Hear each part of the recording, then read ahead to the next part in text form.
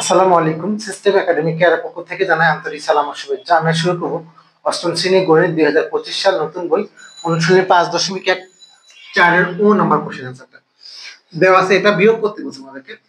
আপনি এই অঙ্কটা করতে গেলে আগে যখন এরকম মান থাকবে আপনি ভাঙবেন কিনা আগে দেখেন যে এখানে নিচের মানটাকে যদি ঘন করেন a প্লাস b সূত্র a plus b into square minus a plus b square, উপরে এই মানটা কিন্তু আসবে, তাহলে আপনি অবশ্যই মানটা ভাঙতে হবে। প্রথম আগে দেখতে হবে যে এই মানটা ভেঙে কোনো মান আসে কিনা, তাহলে কিন্তু অবশ্যই ভাঙতে হবে।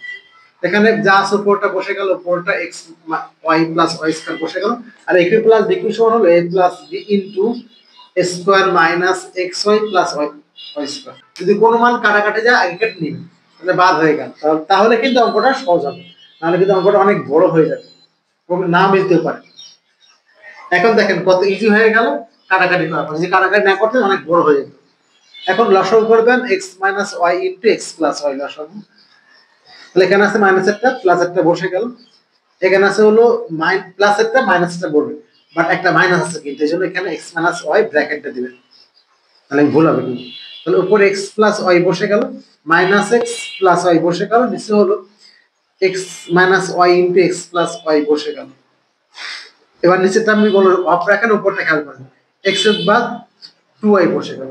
যদি আপনার x এর বাদ 2y হয়ে গেল, তাহলে যদি আপনি দেখেন যে উপর নিচে কাটাকাটি হচ্ছে তাহলে রাখবেন, না হলে কিন্তু এভাবে রেখে বলবেন আবার a plus b minus b x square minus y square.